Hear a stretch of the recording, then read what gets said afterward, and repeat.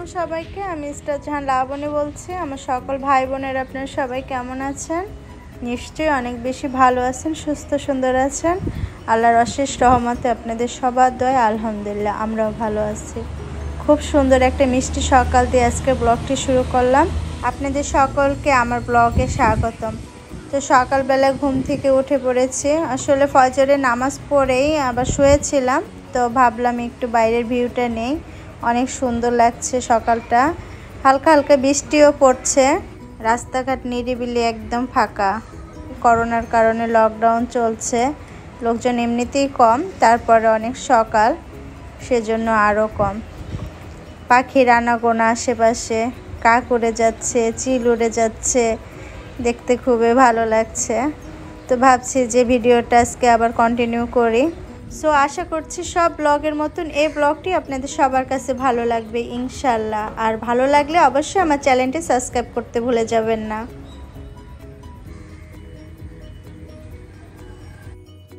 সকালে নাস্তার প্রিপারেশন চলছে, সাদা করে পাতলা রুটি বানাচ্ছে, এটা আমার হেল্পিং হ্যান্ড বানাচ্ছে। সকালে নাস্তাটা ওই এসে বানায়। আর রুটির কাইটা করেছে গরম পানিতে, ময়দাটা সিদ্ধ করে নিয়েছে। সিদ্ধ করে নিলে হয় কি, বেশ অনেক সময় পর্যন্ত রুটিটা সফট থাকে। তো এইভাবেই প্রতিদিন বানানো হয়। আজকে পরাটা বানাবো না, আজকে শুধু সাদা রুটি বানাবো। আর আমার বাচ্চাদের পছন্দ হচ্ছে পরাটা, ওরা দুধ চায়ের ভিতরে মুচমুচে পরাটা ডুব লাগিয়ে খাবে, এটাই ওদের কাছে বেশি পছন্দ নাকি। ওরা এই রুটির চাইতে পরাটাটা বেশি পছন্দ করে।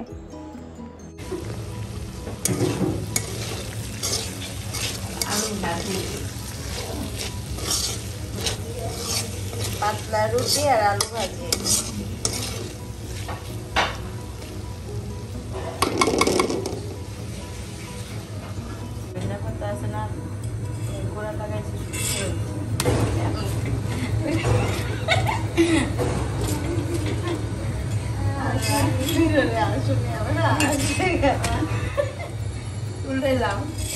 তুমি তোমার বাজা বাজে দেবো না মেলে।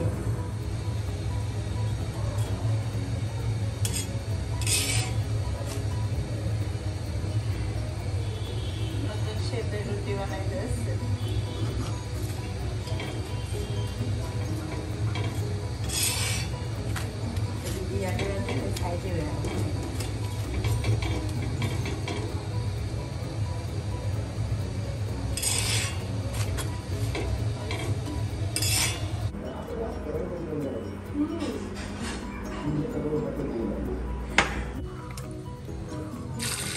সকালে নাস্তা সবারই খাওয়া শেষ। এবার দুপুরে রান্নার প্রিপারেশন করছি।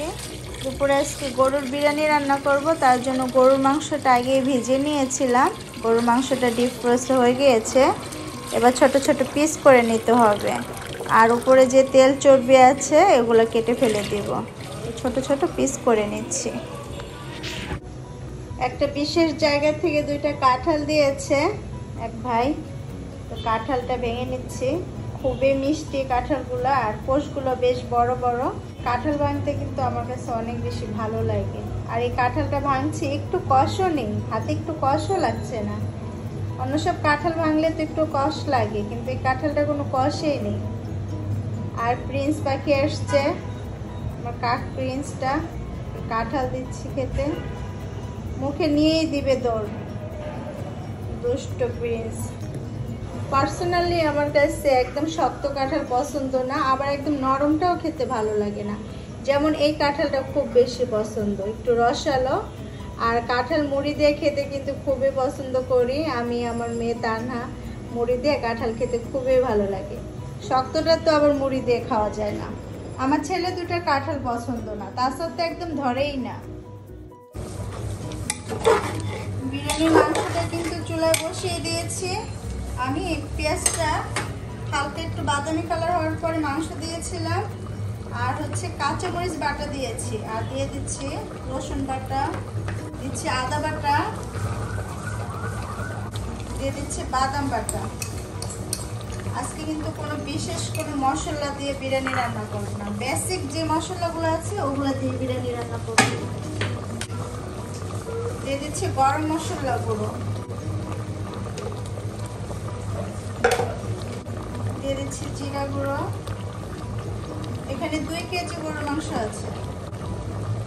দিয়ে দিচ্ছি ধনিয়া গুঁড়ো, দিয়ে দিচ্ছি স্বাদ মতো লবণ।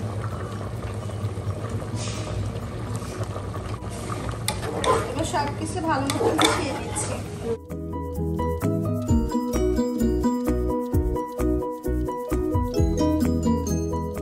দিয়ে দিচ্ছি টক দই।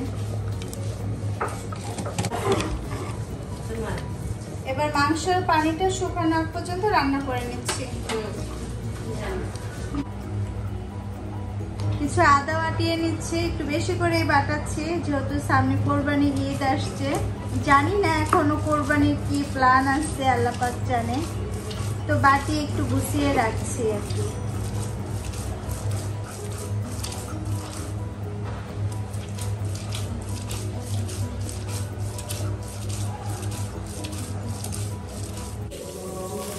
একটু মাংস থেকে যতটুকু পানি উঠেছিল সব পানিটুকু শুকিয়ে নিয়েছি, একদম তেল উপরে ভেসে উঠেছে। এবার ঝোলের জন্য একটু পানি দিয়ে দিচ্ছি, ঝোল বলতে মাংসটা সিদ্ধ হওয়ার জন্য একটু পানি দিয়ে দিচ্ছি। দিয়ে প্রেসার কুকার ঢাকনাটা লাগিয়ে 3-4টা সিস দিয়ে নামিয়ে ফেলবো। আমাদের কাছে আবার মাংসটা একদম সফট না হলে খেতে ভালো লাগে না, যাতে হাত দিয়ে ছুটিয়ে খাওয়া যায়।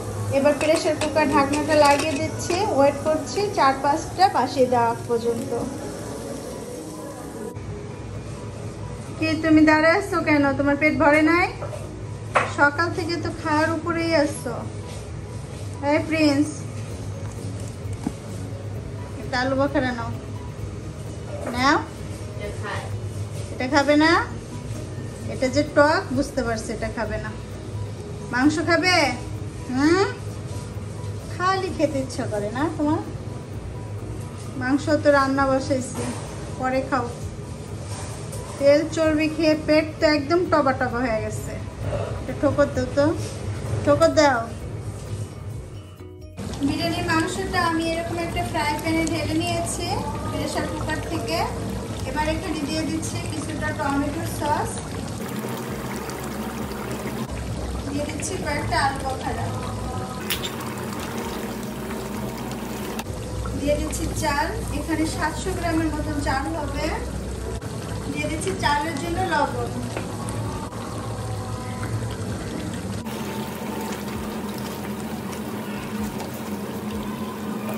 দিয়ে দিচ্ছি পানি, গরম পানি। মাংসতেও কিন্তু অনেক পানি আছে, সেটা বুঝে আমি পানি দিচ্ছি। বেশি পানি দেওয়া যাবে না, নয়তো একদম জাউ হয়ে যাবে।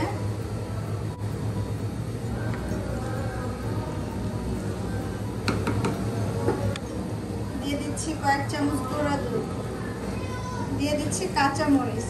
এটা আস্তই দিলাম ফ্লেভারের জন্য, কাঁচামরিচ বাটা কিন্তু দিয়েছি ঝালের জন্য, সেটা মাংস রান্না করার সময় দিয়েছি। সব কিছু ভালো মতো নেড়ে চেড়ে মিশিয়ে দিচ্ছি।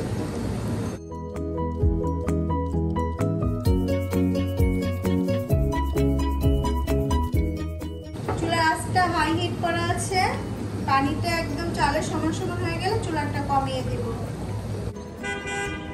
সবাইকে জুম্মা মোবারক। আজকে শুক্রবার, জুম্মার দিন, আর সবাই নামাজ পড়ে বের হয়ে গিয়েছে। করোনার সময় তো লকডাউন, মুসল্লিরা এই জন্য মসজিদেই জায়গা হয়ে গিয়েছে, রাস্তা পর্যন্ত আর আসতে হয়নি।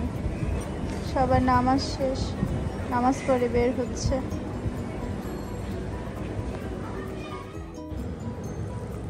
বিরিয়ানিটা একবার উল্টিয়ে দিচ্ছি।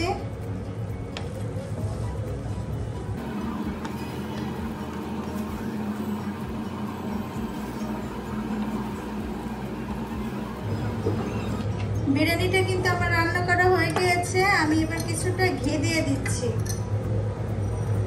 এবার ঢাকনা দিয়ে ঢেকে রাখবো 5-10 মিনিট, এরপর ডাইনিং টেবিলে নিয়ে যাব। রান্না কিন্তু হয়ে গিয়েছে। এই তো খাবারগুলো টেবিলে দিয়ে দিয়েছি। এখানে আছে বিফ বিরিয়ানি আর আছে সালাড। এখানে আমি পটল কেটে ভেজে নিয়েছি, পটলটা চাক করে ভেজে নিয়েছি। এই তো খাবার দাবার। আজকে ফ্রাইডে লাঞ্চ হচ্ছে বিরিয়ানি। রাস্তাঘাট একদমই ফাঁকা, গাছে চিরচেনা সেই রূপ নেই। ঈদের বাজারে এখন কত যে মানুষ আসতো মার্কেট করতে, এই রাস্তাটা একদম জ্যামজটে ভরে থাকতো। কিন্তু আজকে একদমই ফাঁকা। কবে যে আগের মতন সব কিছু ঠিক হয়ে যাবে আল্লাহ পাকই ভালো জানে। আল্লাহ আপনি সবাইকে করোনা হাত থেকে রেহাই দেন, আল্লাহুম্মা আমিন। আর এই ঘরবন্দি জীবন ভালো লাগছে না।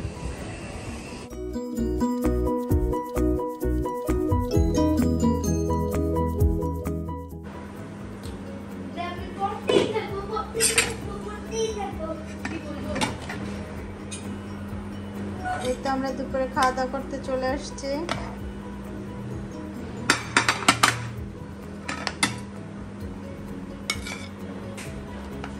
তানহা নলি খাবা?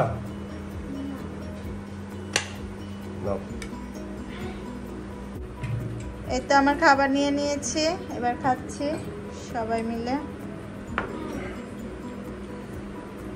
পটল দিয়ে খাই।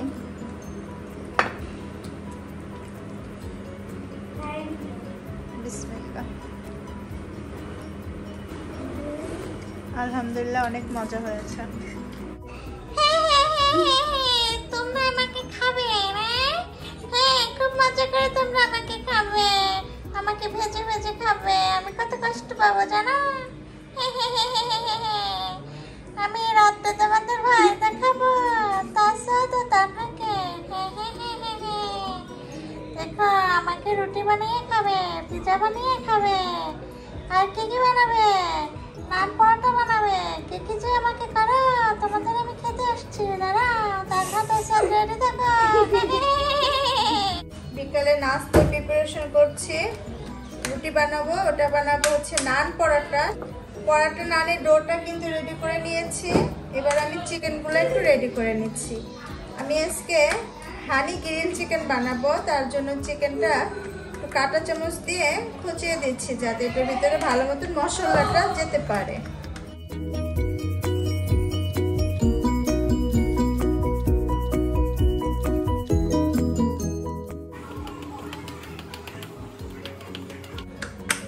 চিকেনটা একটু ধুয়ে নিই। চিকেনটা ভালো মতন ধুয়ে নিয়েছি। এবার দিয়ে দিচ্ছি রসুন বাটা, দিচ্ছি আদা বাটা, দিয়ে দিচ্ছি স্বাদ মতন লবণ, দিয়ে দিচ্ছি শুকনো মরিচের গুঁড়ো, দিয়ে দিচ্ছি জিরা গুঁড়ো, দিয়ে দিচ্ছি গোলমরিচের গুঁড়ো, দিয়ে দিচ্ছি সয়া সস, দিয়ে দিচ্ছি টক দই। এবার সবকিছু হাত দিয়ে ভালো করে মাখিয়ে নেব। চিকেনটার সঙ্গে সব মশলাটা ভালো করে মিশিয়ে নিতে হবে।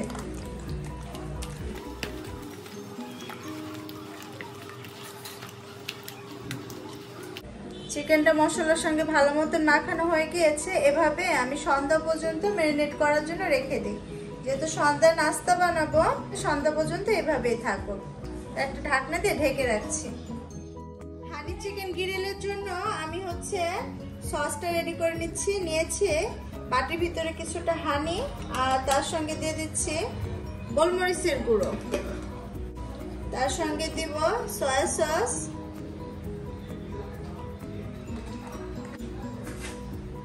দিচ্ছি টমেটো সস, ঘরের বানানো টমেটো সস। আজকে কিন্তু হানি চিকেন গ্রিল যেটা, সেটার জন্য কিন্তু ওই চিকেনের ভিতরে কর্নফ্লাওয়ার ময়দা দিয়ে কোট করার কোনো দরকার নেই, সেজন্য আর ওখানে ময়দা আর কর্নফ্লাওয়ার দিলাম না। যেহেতু এটা গ্রিল করব সেজন্য আর দেই নেই। আর শুধু হানি চিকেন যদি রান্না করতাম সেক্ষেত্রে কিন্তু ওটার ভিতরে চিকেনটার ভিতরে ময়দা আর হচ্ছে কর্নফ্লাওয়ার দিতে হতো, ডিম দিতে হতো। তো যেহেতু গ্রিল করছি সেজন্য আর চিকেনের ভিতরে ওটা দিয়ে নেই। আর দিয়ে দিচ্ছি কালারের জন্য একটু শুকনো মরিচের গুঁড়ো। শুকনো মরিচের গুঁড়োটা দিলে সুন্দর একটা কালার আসে। দিয়ে দিচ্ছি সামান্য একটু লবণ। এবার সবকিছু ভালো করে মিশিয়ে নিচ্ছি।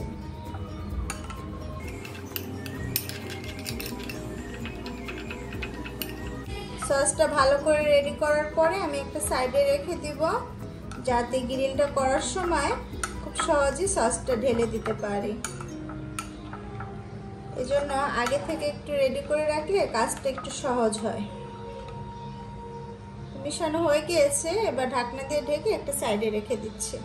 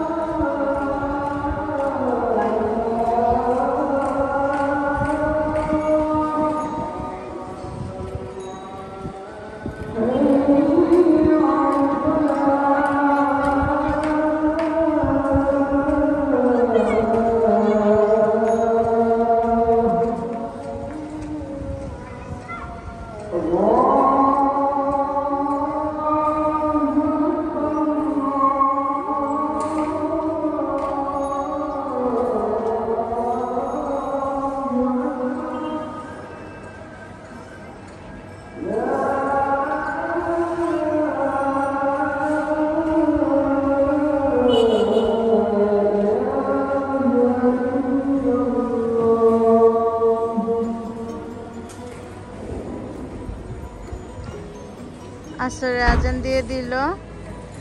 সকালে তো আবহাওয়াটা খুব একটা ভালো ছিল না, একটু মেঘলা মেঘলা ছিল, বৃষ্টি ছিল।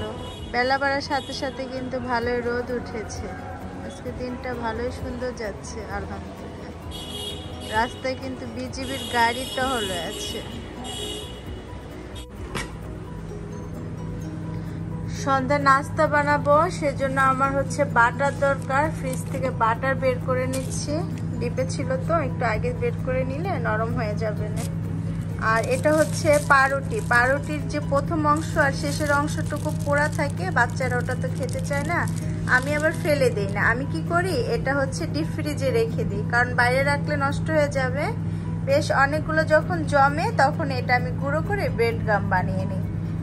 প্রথমে আমি এটা ছোট ছোট টুকরো করি, করার পরে রান্না করি যখন, চুলার নিচে একটা ট্রেতে রেখে দিই। চুলার তাপে সুন্দর মুচমুচে হয়ে যায়, একদম টোস্ট বিস্কুটের মতন। তখন পাটায় বা ব্যালেন্ডারে খুব সুন্দর মতন গুঁড়া করে নেওয়া যায়। এভাবেই কিন্তু আমি ব্রেড গাম বানাই, এগুলো ফালাই না, এগুলো রেখে দিই।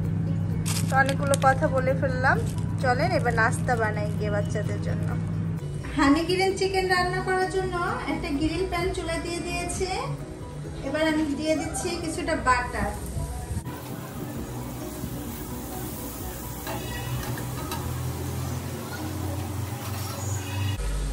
বাটারটা পুরো প্যানে একটু ব্রাশ করে দিচ্ছি।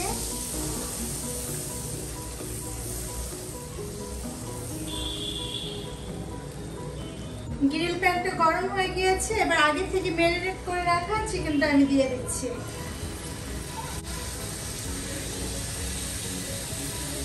বাচ্চারা অনেক নরম, প্যানটা মাশাআল্লাহ বড় আছে, সবগুলো এক প্যানেতে ধরবে।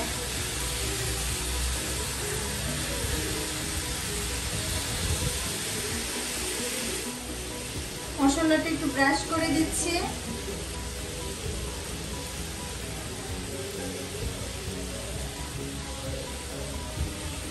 চুলার আঁচটা কিন্তু মিডিয়াম আছে।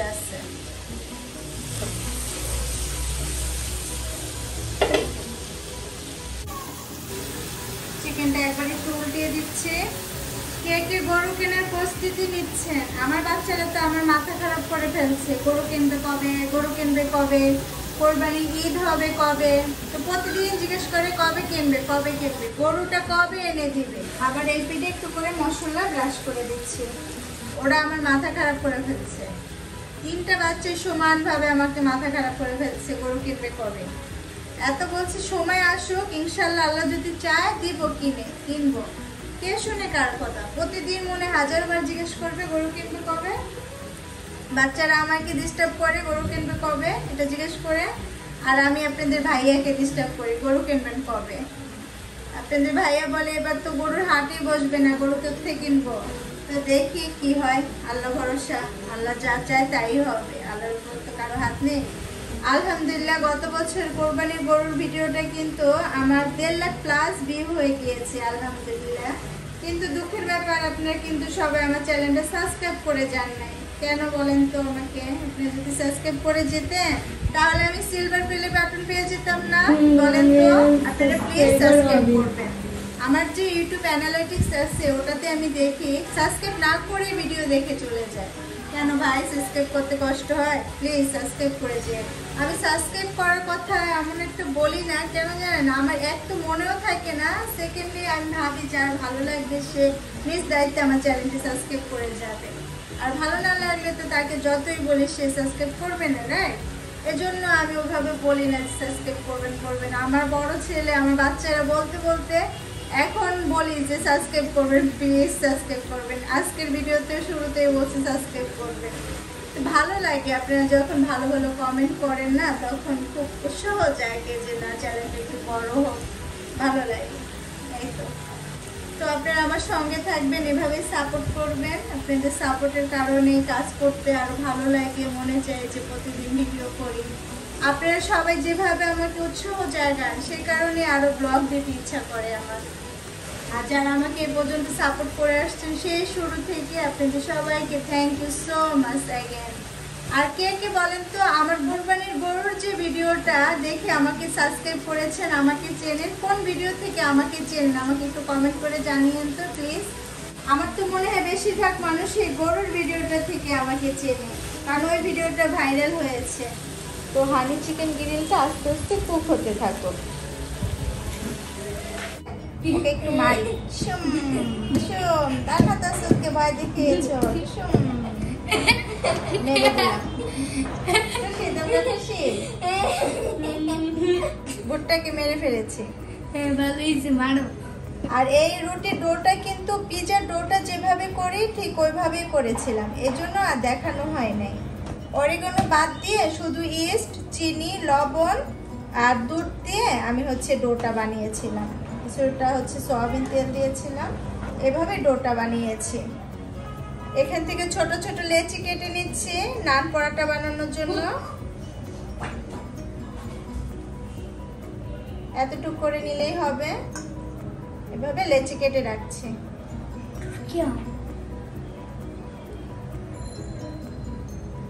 পরাটা নানের জন্য লেচি কেটে নেওয়া হয়ে গিয়েছে, এবার এটা বেলে নিচ্ছি। আমি এই রুটিটা কিন্তু গোল করে বেলবো না, এভাবে লম্বা করে বেলবো।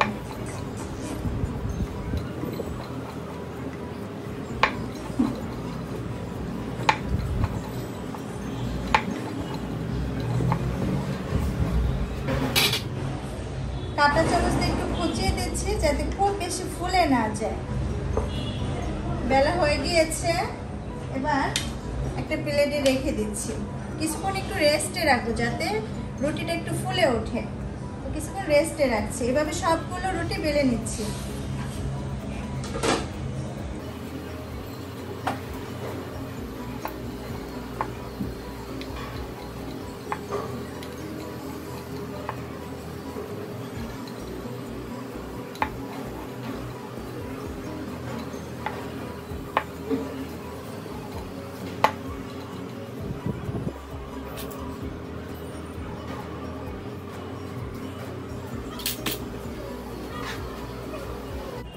নান পরাটাগুলো সব বেলে নিয়েছি, এবার ভাজার পালা।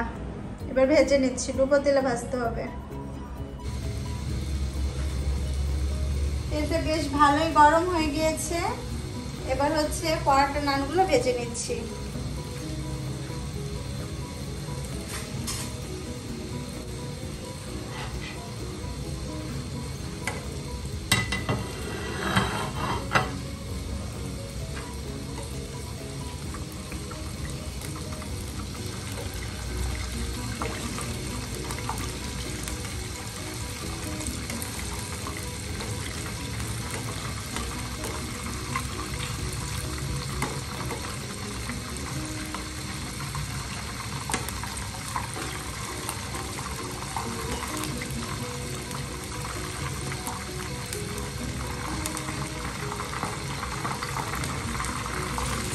ডিপ করে ভাজবো না, হালকা একটু রং আসলেই নামিয়ে ফেলবো।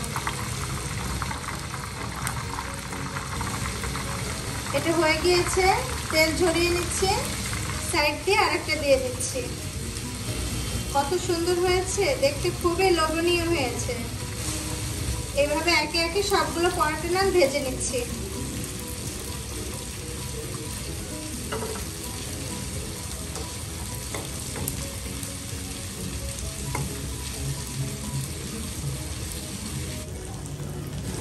হানি চিকেন গ্রিলটা আমার ভাজা হয়ে গিয়েছে। এটার ভিতরে হানি গ্রিল চিকেনের যে সসটা বানিয়ে রেখেছিলাম ওটা দিয়ে দিব।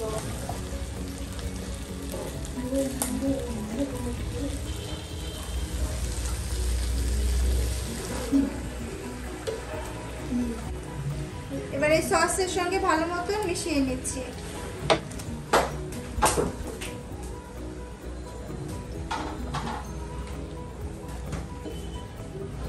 থাকুক চুলায়। আমার কিন্তু হানি চিকেন গ্রিলটা রান্না করা হয়ে গিয়েছে, এবার নামিয়ে ফেলছি প্যান থেকে। এখনো কিন্তু সালাদ বানানো হয় না, সালাদ বানানো বাকি আছে, এবার সালাদ বানাচ্ছি, দেখাচ্ছি কিভাবে বানাচ্ছি। আমি দুইটা সালাদ বানাবো, তার জন্য এখানে নিয়েছি শসা আর হচ্ছে পেঁয়াজ।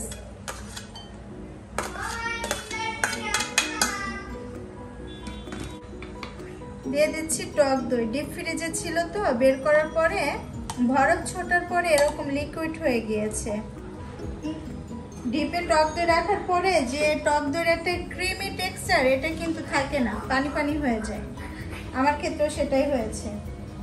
আর দিয়ে দিচ্ছি এখানে ধনিয়া পাতা, পুদিনা পাতা, তেঁতুল, বিট লবণ দিয়ে একটা চাটনি বানিয়েছিলাম, ওটা দিয়ে দিলাম। এখানে বিট লবণ দেওয়ার কোনো কিছু দরকার নেই, কারণ বিট লবণ দিয়ে চাটনিটা বানানো আছে। কিছুই দিতে হবে না, চিনিও দিতে হবে না, সবকিছু মিক্স করা আছে। দিয়ে দিচ্ছি একটা কাঁচা মরিচ। একটা রায়তার মতন হয়ে গেল, রায়তা সালাদ।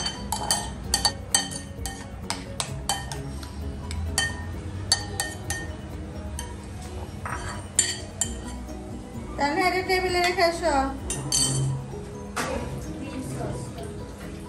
আমি আর একটা সালাদ বানাচ্ছি, নিয়ে নিচ্ছি অনিয়ন, আর এখানে হচ্ছে পেঁপে। পেঁপেটা একদম চিকন করে গ্রেটার দিয়ে গ্রেট করে নিয়েছি, তারপর একটু ভাপ দিয়ে পানিটা ফেলে দিয়েছি, কারণ পেঁপেতে একটা কষ থাকে। মনে হয় কি কষটা যদি সিদ্ধ না দিয়ে খাই, মনে হয় যে মুখে লাগলে মুখে ঘাটা হতে পারে, সেজন্য আমি সিদ্ধ করে পানিটা ফেলে দিয়েছি। দিয়ে দিচ্ছি টমেটো কুচানো,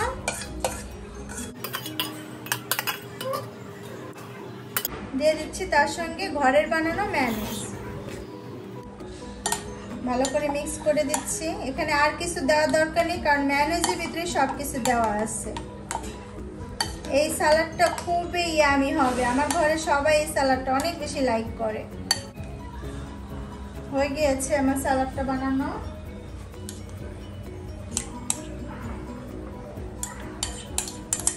এখানে কিন্তু চাইলে ক্যারট দেওয়া যেত, ক্যারট দিলেও অনেক বেশি মজা হতো। ক্যারট, তারপর হচ্ছে বাঁধাকপি, কিন্তু আমার বাসায় এখন ক্যারট নেই, বাঁধাকপিও নেই, সেজন্য দিতে পারলাম না।